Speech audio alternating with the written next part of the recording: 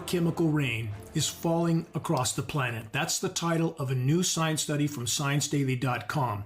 As bad as that sounds, the full spectrum reality of what we collectively face, aka the totality of converging catastrophes, is far worse. I'll get to that. But first, there's more from the new Science Daily study. Quote, chemicals introduced to protect the ozone layer may have unintentionally created a growing global pollution problem. Stop. Oops.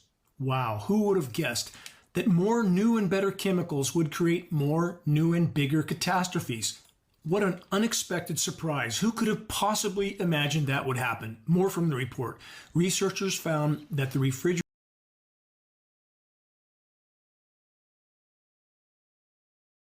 and anesthetic gases have generated more than 335,000 tons of trifluoroacetic acid, that's TFA, a highly persistent forever chemical that has been deposited across Earth's surface since 2000. The pollutant is now showing up everywhere, from rainwater to remote Arctic ice, and scientists expect levels to keep rising. Of course they will, and this is only one tiny fraction of the totality that's raining down on us from our skies. So let's stop there. First, this question: is the essential for life on Earth ozone layer getting better because of new and better chemicals? Short answer, no. Earth's unimaginably thin, life-protecting ozone layer is near functional collapse now, and it isn't just from chemicals like CFCs, past and present.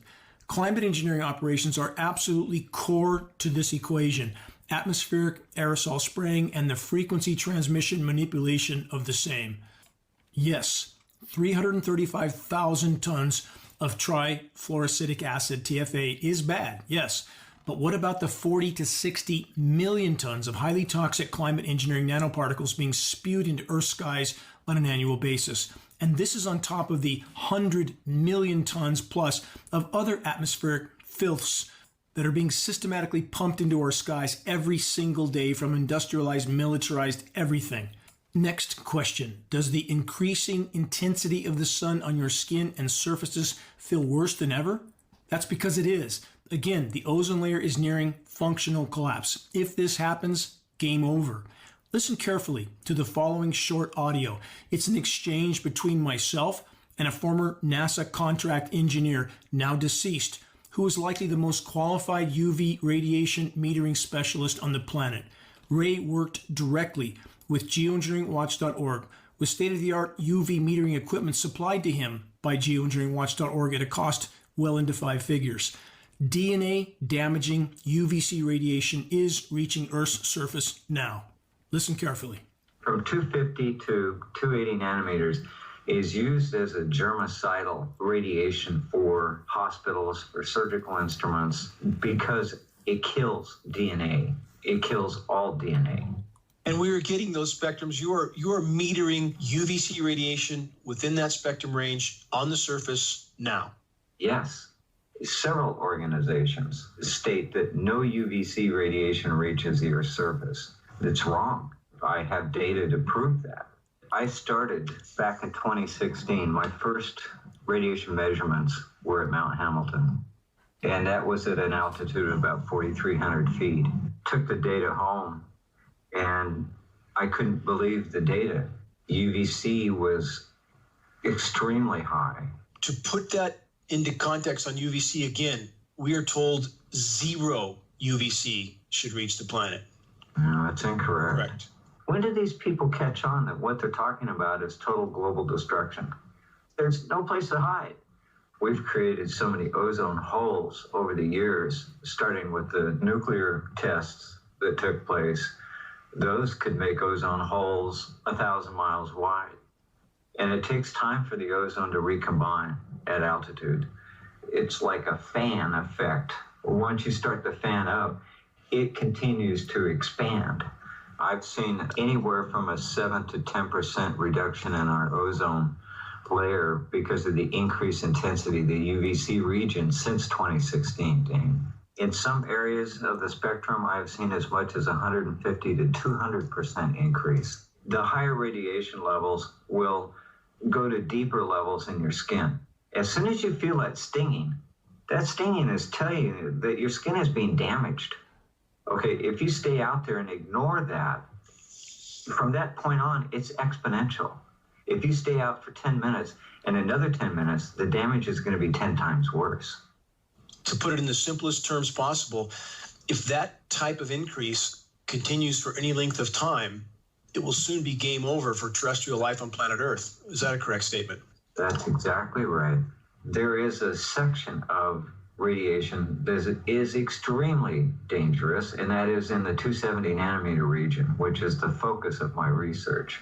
The DNA, RNA becomes 9,000 times more sensitive to this particular wavelength than all the other wavelengths of radiation from the sun. 9,000 times.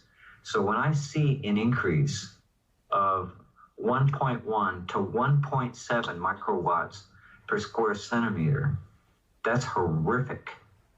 With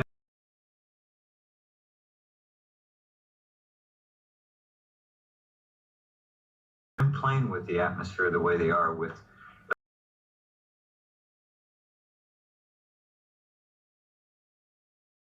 electromagnetics and all the radiation techniques that they're using right now with the different radar systems, microwave manipulation. The technology is phenomenal, what they're being able to do, but they don't realize every action that they do causes a problem. With the geoengineering that's going on right now with the particulates up there, yeah, they're radiating some of this, reflecting some of this radiation back into space. But what they're doing is they're destroying more ozone in the process. I flew over the Rockies to California to the Sierras, and the south side of the mountains, all the trees were gray. They were dead. The trees on the south side towards the sun suffered severe radiation damage. And I mean, I saw millions of acres from the air from 40,000 feet, millions of acres of dead trees. And what a lot of people don't realize is that most of our oxygen comes from plankton. And the UVC penetration in the ocean is much deeper than scientists ever imagined. They've measured UVB down to 15 meters. When that gets into the plankton, and you've seen the reduction in plankton, you've seen the reduction in krill, you've seen our coral reefs. So if we reduce the ability to make oxygen to begin with, plus we're doing the geoengineering to the atmosphere, our ozone layer is not going to last at all. It's going to be gone. What we have in the oceans right now is something, no matter what happens to the ozone layer, it can't fix the oceans, Dane. They have suffered a death that people just don't get yet. There is only one solution. Stop geoengineering. To reiterate,